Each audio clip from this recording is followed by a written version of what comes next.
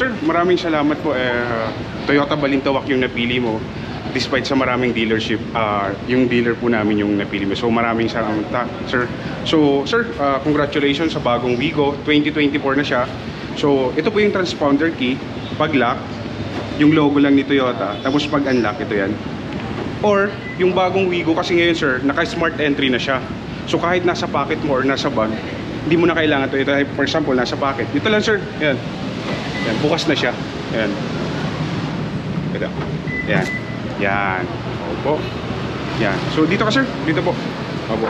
Dito sir, yung controls po sa driver side, i-set mo yung outside rear view mirror. Set mo lang sa left, tapos up and down, left and right na siya. Tapos ito naman, power retractable. Pag gusto mong itupi, hindi na siya manual, powered po siya. Yan. Tapos ito yung mga controls ng Windows, and then ito controls ng ito yung bintana. Opo, pag ilalak mo siya para hindi ma-aksidente maibaba. Ngayon sir, since bago pa po yung sasakyan, yung tint po after 3 days pa po, saka mo siya pwedeng ibaba, ha. So ngayon nakalock na siya ngayon. Yan. Okay? So ito yung sa gasoline. Tapos ito naman po yung sa hood, ipupull mo lang. Opo. Yan. Ayan. Opo. Tapos yung seat configuration po, ito yung forward, tapos backward, tapos recline, tapos ito may pagpataas. Okay? So okay lang ba sir, ako muna sa driver side para maituro ko na maayos. Doon po kayo sa front passenger side po, ha? And then sir, papasok na rin po kayo. Papasok na rin po kayo para ma-explain nyo po. Pasok na rin kayo ma'am. Yan. Kunin natin. Pasok sila mami po. Sila mami tsaka sila daddy para yan. Kasyang-kasya po yan. Apat sila or 5. Opo. Pasok po. Ha? Sige po. Yan. Pasok po kayo. Opo, kasya po yan. Kasya po kayong 4. Ikaw na lang si baby, kalungin na lang. Hindi, lagay lang yan sa compartment. Lagay lang sa compartment. Opo. Sadap mo na. Kasyang-kasya po. Oo, Pasok, kasya po. Kasya po yan, daddy. Kayang-kaya yung 4 dyan. Yan, sige po, pasok. Ano lang, compress na lang. Ito po. So amoy bagong-bago, may libreng lamok. Yan. Yan.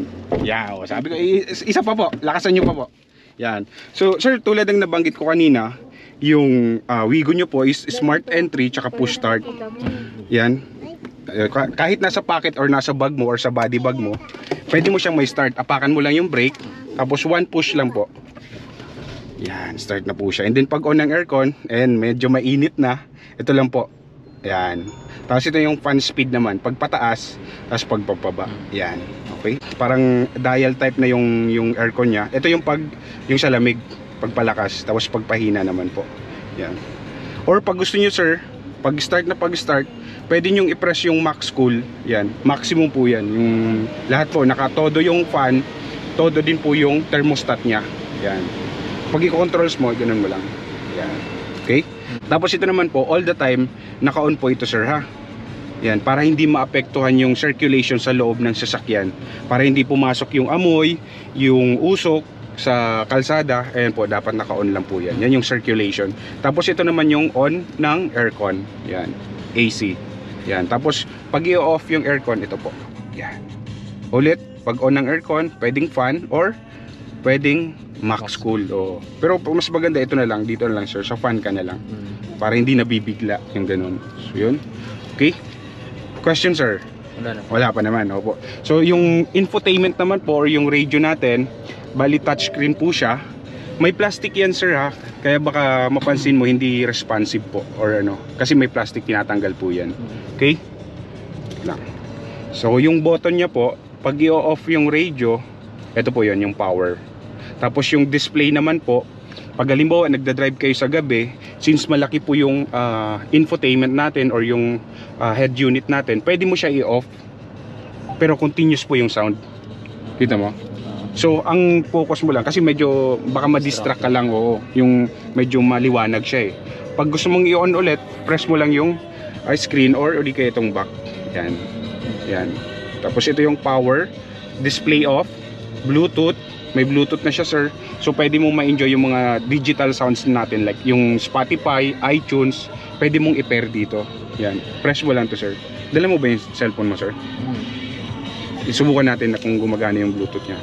Punta ka lang sa settings. Ito naman yung settings sir.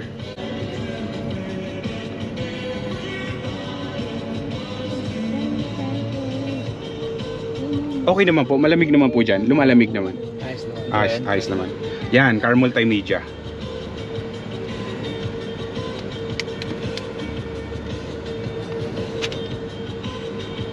Successful. Unsuccessful. Punta tayo dito sir. Tignan mo. Anong name po ng device mo? Pwedeng pag hindi mo dyan makonect, dito ka sir. Punta ka Bluetooth. Yan. Add device ka. Yan. Search device. Ito yung pangalan ng cellphone, anong unit mo sir ha? Search device ka. Anong name ng device mo po? Jet. Ayan yan po. Press mo lang po yan sir. Tapos waiting lang tayo sa connection. I-pair mo. Tapos okay. Allow. Yan. Okay, successful na siya sir, di ba? Pag nakita mo yung Bluetooth na nag-colored siya, opo, connected na siya. So, punta ka sir sa music mo. Sir, dito tayo sa settings ha. Dito yung sa audio, pwede mong ibahin yung sounds. Tapos sa display, pwede rin po. Depende sir sa kanyo sa. Sige po, sa YouTube. Pwede po mag-play ka ng sounds. Yan. Yan. Pupunta ka lang dito sir kasi naka-radio tayo. Punta ka dito, home button, tapos press mo yung Bluetooth. Sige. Ayan, nakakonect na. Medyo palakasan mo lang dyan, boss. Todo na ba yan? Sige. Saan mo? NBA pa. Pwede ka manood ng NBA dyan, sir. Gamit yung speaker po. Hindi lang siya, sir, mag-a-appear dito, di ba? Pero yung sounds like Spotify, iTunes, pwede mo siyang ma-enjoy. Yung, di ba, may mga sounds din dyan. Yan, pag press mo lang to, yan, mag-a-appear yan dito kung anong sounds yung gusto mo. Di ba, sounds? Search ka ng music. Ano? So, gumagana naman, sir, yung Bluetooth niya. Working naman po. Gumagana. Opo. Okay. Okay na yan. So, yan, balik ka lang doon. Or punta tayo sa radio. Yan, pwedeng radio. Yan. So, sir, pag naka-pair pala yung Bluetooth, pwede ka mag-make ng call. Yung sa telephone mo. Makikita mo yung contacts mo, yung call logs, lahat ng records makikita mo rin. Sa phone box mo, makikita mo rin po siya. Ha? Yan. So, ito yung home. Yan.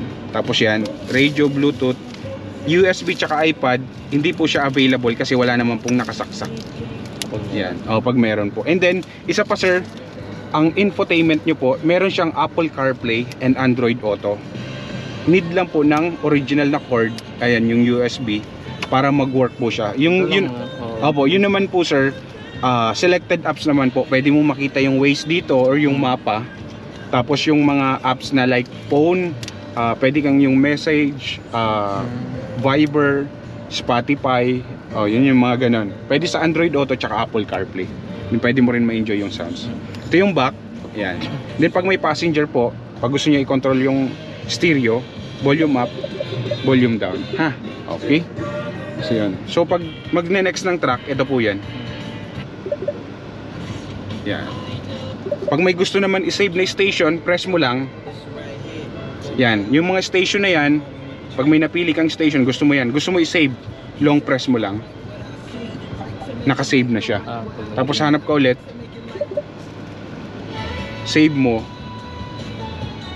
Yan. Bali, ang purpose naman po yan, ibig sabihin yung mga station na nakalagay dyan o yung naka-preset, mga favorites mo, hindi ka na magma-manual search. Dito po sa steering wheel, pwede mo na siyang ilipat. Diba? Nakasave. Pag alam mo, hindi mo gusto yung station na ganyan, lipat mo yung ganon. Yan. So dito sa steering wheel sir, nako-controls mo na rin yung infotainment or yung radio mo. Volume up, volume down. Pag next ng track or ng station, dito po. Tapos pag answer ng call, pag naka-Bluetooth, ito yan sir. Tapos voice command, medyo hindi nare-recognize masyado. So yan.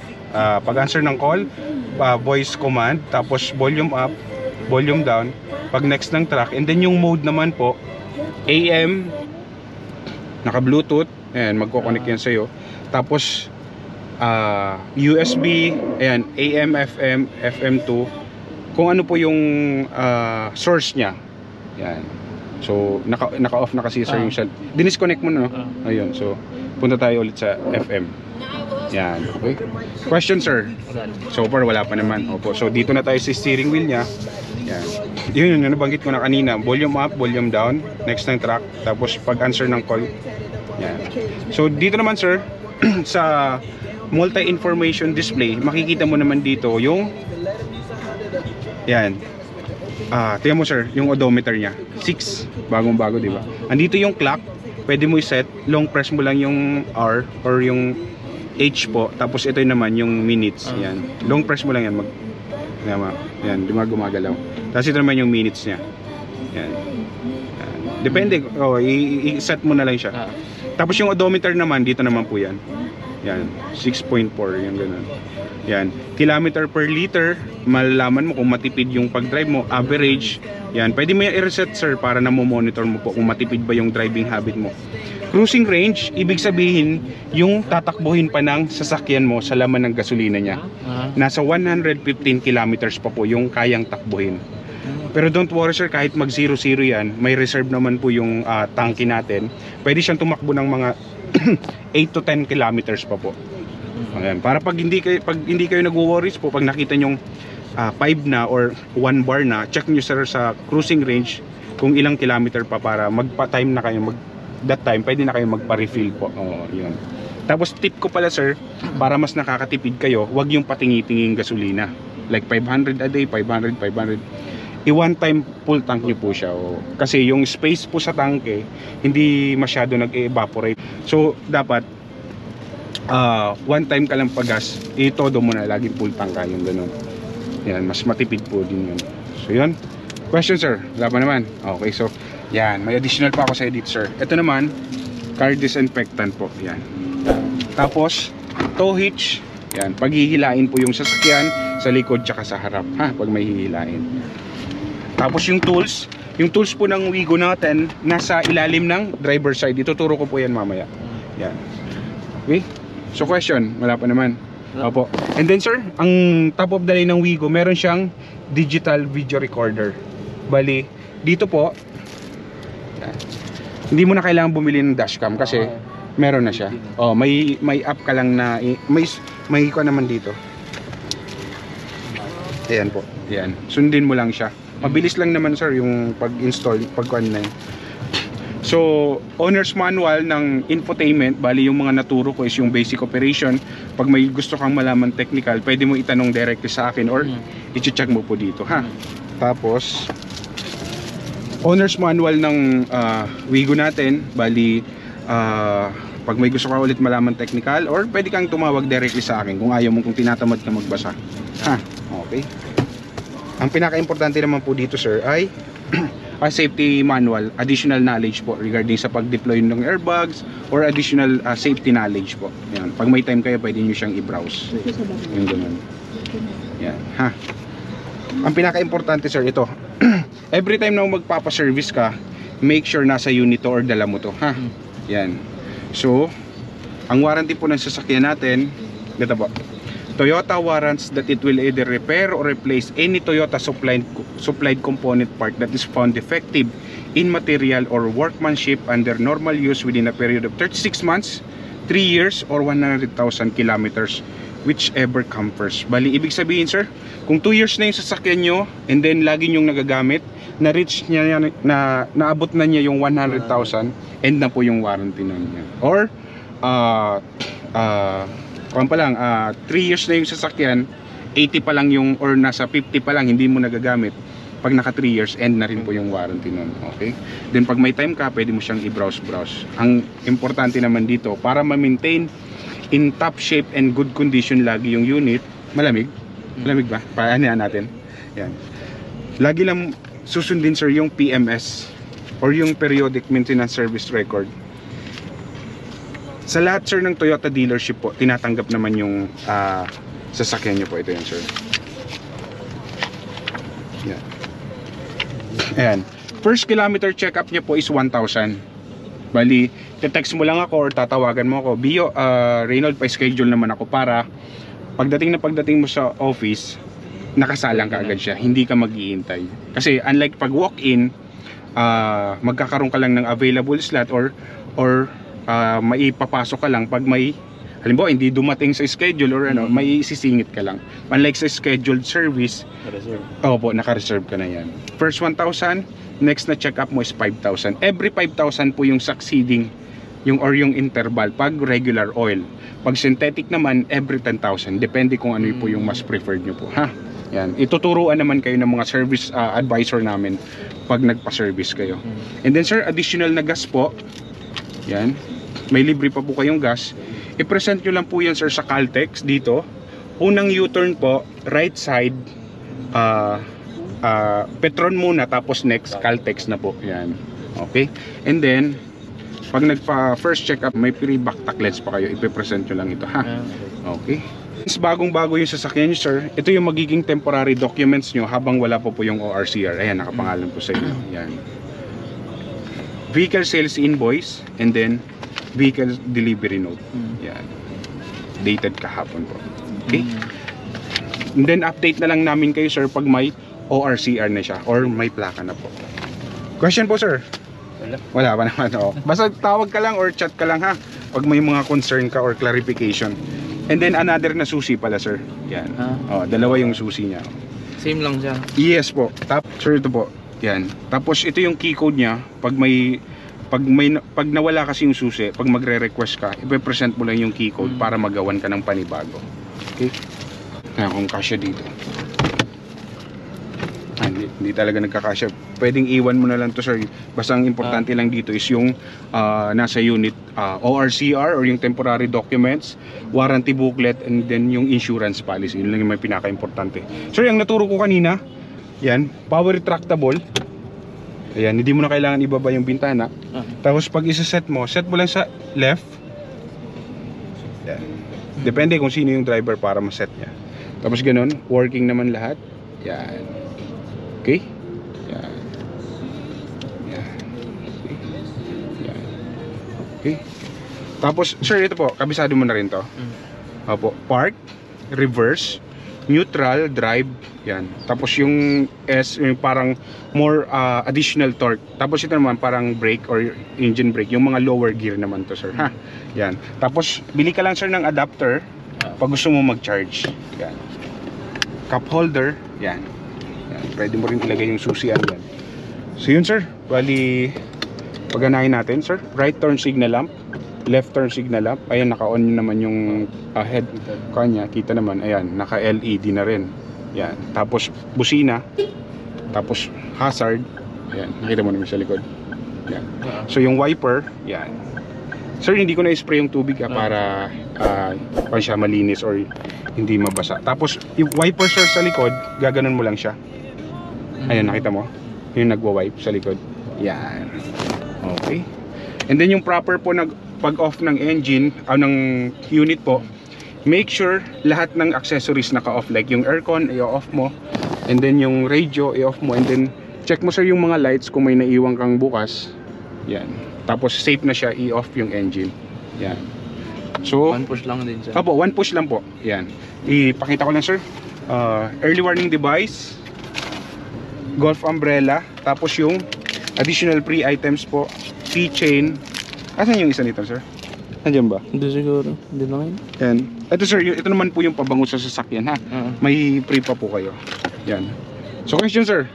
Wala naman. So paikot na lang ang unit, tapos pakita ko yung tools and then yung spare tire. Good to go na po tayo. Sige sir. Kahit hindi na po kayo bumaba sir. Para si sir na lang ipakita ko lang sa kanya yung sasakyan. Dito ka sir.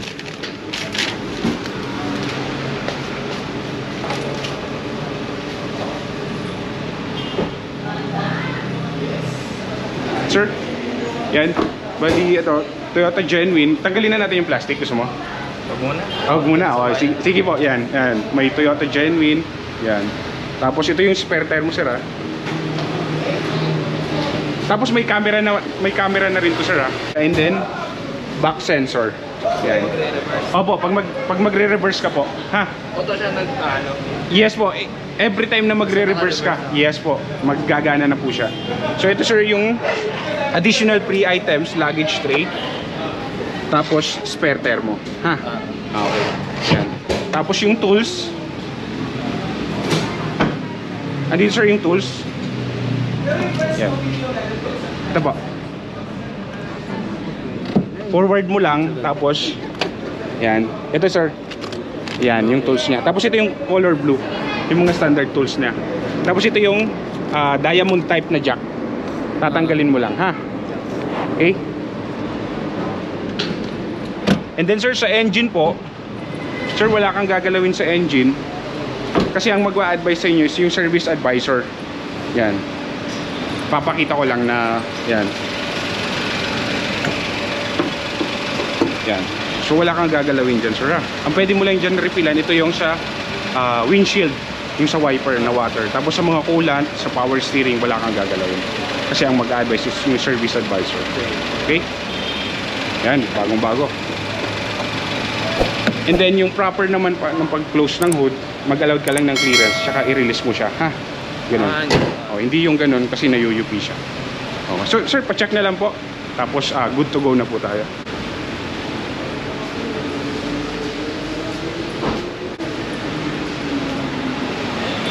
Okay naman. Yan, okay na sir. Basta pag may mga question or clarification kayo, text or chat mo lang ako. 24 hours naman po sumasagot naman. Meron pa tayong additional na bag. Ayan, eco bag po siya. Ayan, ganun. Pag alam mo, gusto mo mag-grocery or ano. So yun, okay na po. Sir, lipat na po kayo. Sino po yung magdadrive? Ayan po. So ito 3 days na. Opo, 3 to 4 days po bago ibaba, ha? 4 na lang para siya. Oh, yun, 4 na lang po. Yan. Ay, mga plastic okay pa yan. Ay, sabi ko nga kay sir, kung gustong tanggalin, pwede na yung tanggalin. Yan, Toyota Genuine yan sir, aerodynamics. And wag niyo po kakalimutan yung pregas, ha, yung sir, yung binigay ko sa inyo. Opo, yan. Caltex na. Opo, Caltex lang po. Yes po, opo. Yes sir, okay na po. Maraming salamat sir sa dahil Toyota Balintawak yung pinapili niyo. Sige sir, maraming salamat po.